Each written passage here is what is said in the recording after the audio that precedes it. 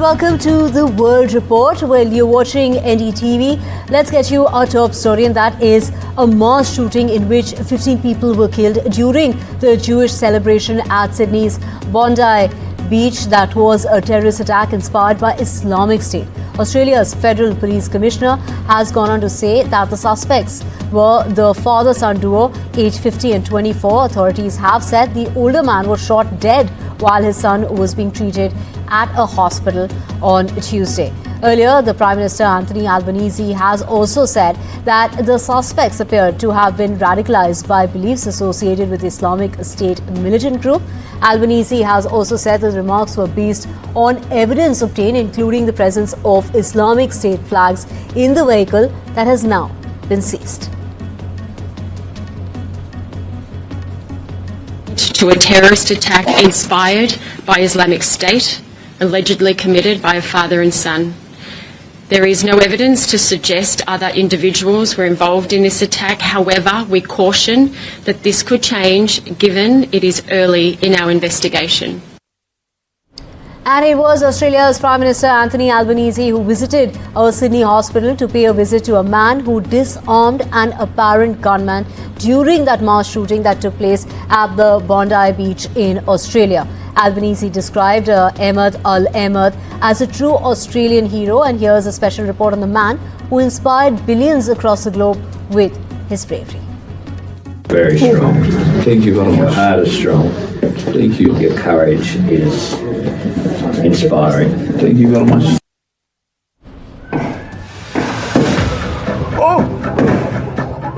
In the immediate aftermath of one of the most devastating mass shootings in Australia's modern history, a video rapidly circulating on social media showed a man charging from behind and restraining a gunman. A Sydney resident who disarmed a terrorist during a deadly attack at Australia's Bondi beach. His name is Ahmed Al-Ahmed, now being hailed as a hero. Father of two, Ahmed hid behind parked cars before charging at one of the terrorists from behind, seizing his rifle and knocking him to the ground.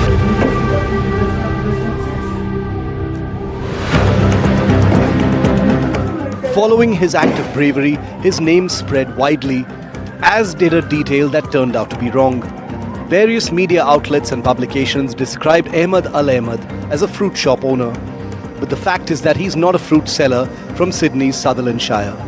He is in fact the owner of a tobacco and specialty convenience store which he has operated since 2021. The misidentification spread rapidly as Australians searched for ways to express gratitude in the aftermath of the attack, which left at least 15 people dead and dozens more wounded. As a result, messages of gratitude were mistakenly sent to a fruit shop in southern Sydney that people believed belonged to Al-Ahmed. Sutherland Best Fresh quickly addressed the confusion. In a Facebook post on Monday morning, the owners wrote that they were deeply saddened by the tragedy in Bondi and clarified that there had been a misunderstanding regarding the hero's identity and business. They stated that they did not know Ahmed Al-Ahmed nor the location of any fruit shop associated with him, while praising his courage, wishing him a speedy recovery and offering prayers for all those affected by the attack. Al-Ahmed is now recovering in a hospital as tributes pour in for him. NDTV Bureau Report.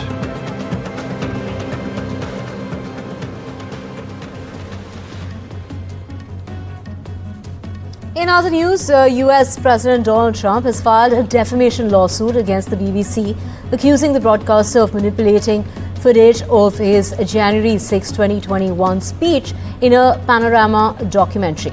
Trump alleges that BBC defamed him and breached trade practices laws by editing the speech in a misleading way. He is seeking $5 billion in damages for each of the two claims. Now, the BBC has issued an apology to Trump, and this happened in November, but rejected his demand for financial compensation, maintaining that there is no legal basis for a defamation case.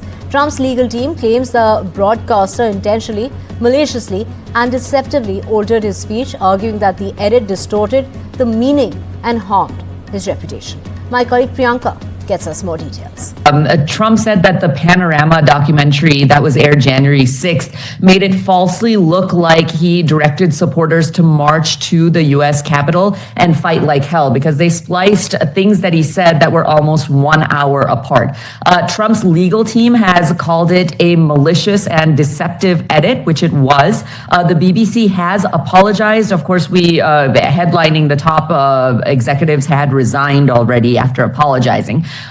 They said that the edit was an error of judgment and they pulled the program as well, but damage already done, right? The corporation insists that the case has no legal basis, arguing that a reputable news organization should not be held legally responsible for editorial mistakes, but Trump and team has not taken this lightly, right? This is not the first time that the BBC has been called out for false news. So Trump and his lawyers are framing this case and suing for that much as part of a broader battle against what they call media bias as well. And they're pointing fingers not just at American outlets. He sued American outlets as well for the same thing, but now at BBC as well, which is also, as Vishal said, under fire for many different things.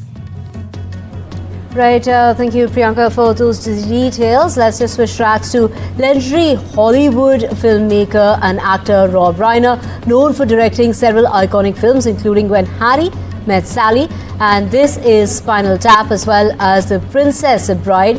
He was found stabbed to death along with his wife Michelle in their Los Angeles home. Now it's their son, Nick Reiner, who has been arrested in connection to the death of his parents. According to the police in Los Angeles, Nick Reiner is responsible for the death of the two. Now, meanwhile, the U.S. the U.S. President Donald Trump has stirred up a row on social media. The President of the United States is saying that without evidence, the two reportedly died due to the anger he caused others. And this is what he's gone on to call Trump derangement syndrome. Reiner was a vocal critic of President Trump. We have our robbery homicide division handling the investigation. They worked throughout the night on this case and were able to take into custody Nick Reiner, a suspect in this case. He was subsequently booked for murder and is being held on $4 million bail. Well, I wasn't a fan of his at all. He was a deranged person as far as Trump is concerned. He said he knew it was false. In fact, it's the exact opposite, that I was a friend of Russia, controlled by Russia. You know, it was the Russia hoax. He was one of the people behind it. I think he hurt himself in career-wise. He became like a deranged person, Trump derangement syndrome. So I was not a fan of Rob Reiner at all, in any way, shape, or form. I thought he was very bad for our country. Yeah. In other news, a suspected New Year's Eve terror plot by an extremist group has been foiled by federal authorities in the United States. The FBI said that it thwarted a credible and imminent terrorist threat, arresting 4 people accused of plotting coordinated bomb attacks across the Los Angeles area on New Year's Eve. It's the FBI Director Akash Patel who went on to say that the suspects were members of a radical offshoot of the Turtle Island Liberation Front, an extremist group described by authorities as a pro-Palestinian, anti-law enforcement and anti-government. Now, he also said that their arrest likely saved many lives.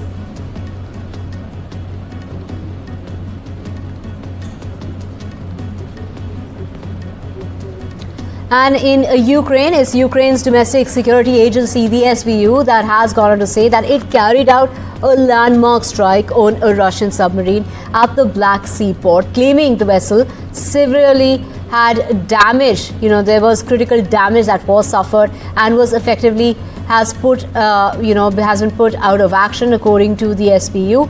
The operation that involved the underwater subsea baby drones and marked the first time such a method has been used. Footage released by the agency appeared to show a powerful explosion inside the port. Now, Russia, while confirming that Ukraine attempted to make that attack and that, they did attempt to attack the area, but dismissed the claim, saying that the strike failed and that no ships or submarines were damaged.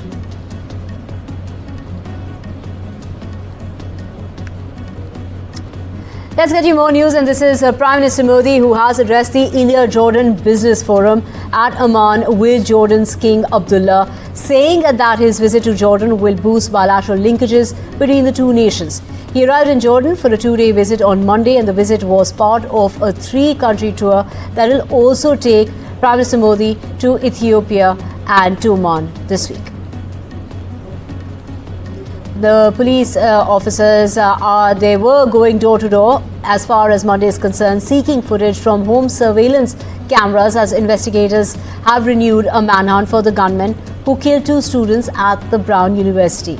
The search for the suspect, which included posting new video footage of the possible shooter, resumed. Previously, authorities released a man they had detained over the weekend as a person of interest. The officials said that there were no credible threats to the community. The news that the gunman remained at large put the province back on the edge.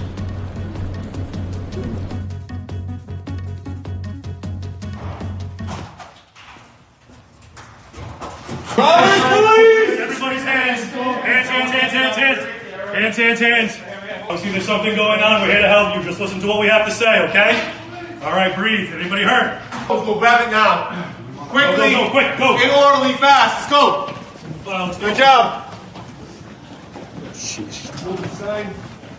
Staying with news of the United States, its President Donald Trump has signed an executive order declaring fentanyl has been a weapon of mass destruction, and the move dramatically expands the United States government's authority to fight the synthetic opioid blamed for thousands of Americans who have overdosed. Their deaths have taken place because of an overdose every single year. This is the designation that signals Trump's intent to treat the drug not merely as a public health crisis but as a national security threat as well.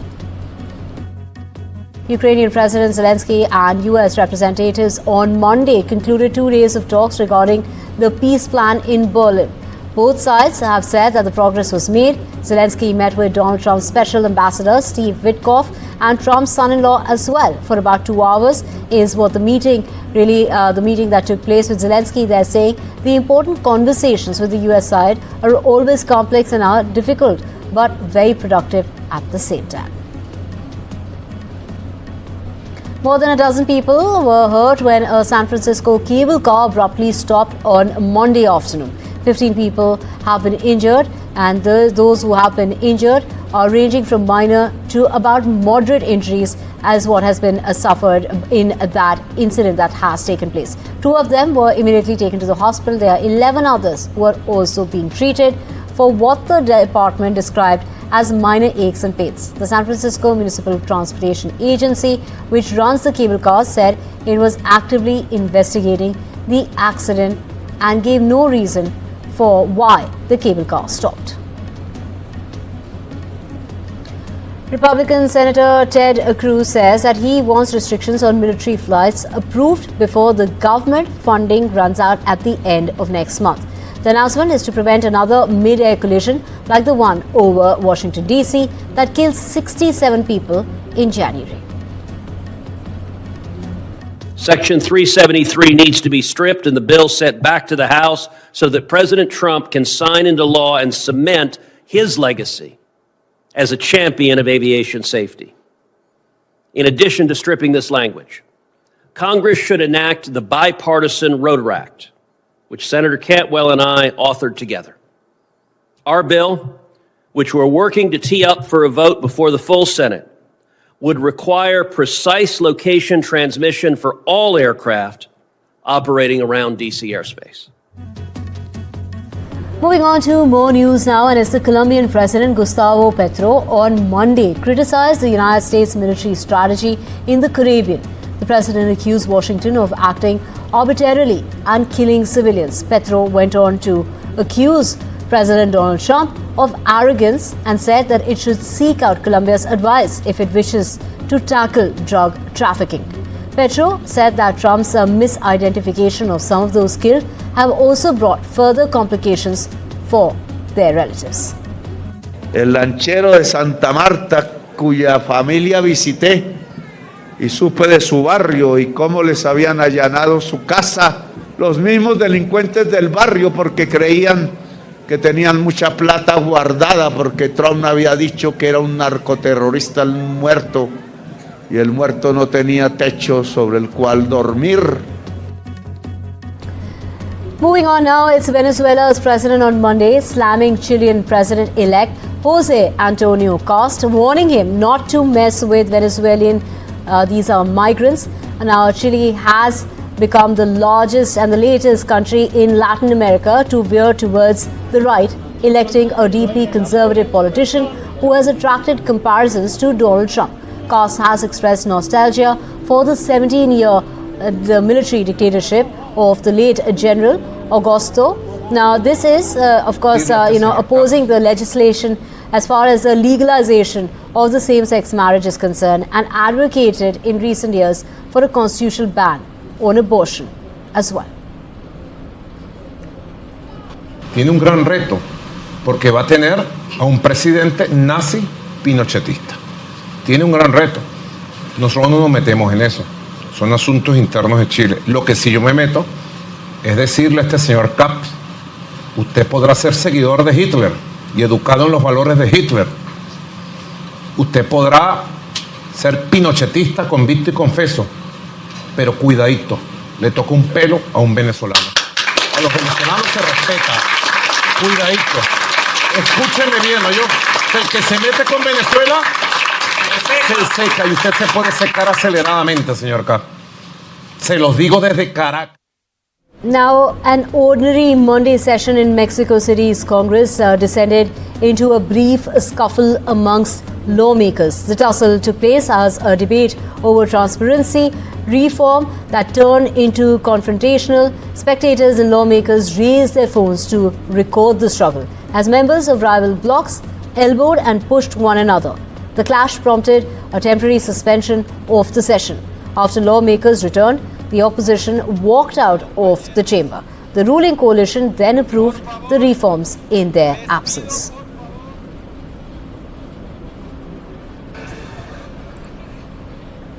A ceremony was held at the headquarters of the United Nations Peacekeeping Force in Sudan for 6 peacekeepers killed in a drone strike. The strike hit the peacekeeping logistics base on Saturday in the city in the central region of Kordofan. Now, all the victims were Bangladeshi nationals serving in the United Nations Interim Security Force.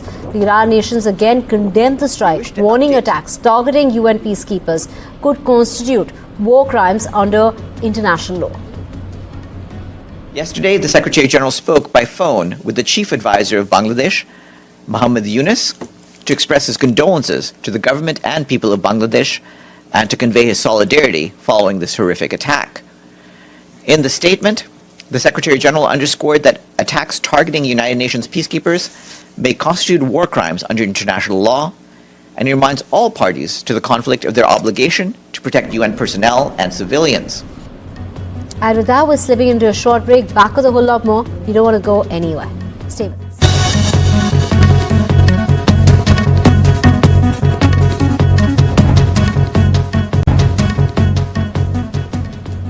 Welcome back. Now, the United States has suspended a technology deal it struck with Britain earlier this year, which was intended to boost ties in the artificial intelligence domain.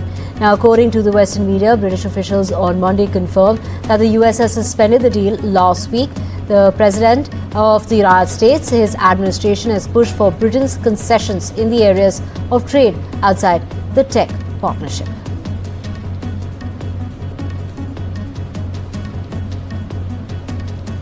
And it's the IPL time for the auction to take place, and that's going to take place in Abu Dhabi today. A total of 350 players will be going onto the hammer as all the 10 franchises will be engaging in intense bidding wars. Many big names are up for grabs, including Venkatesh Iyer and Liam Livingstone as well.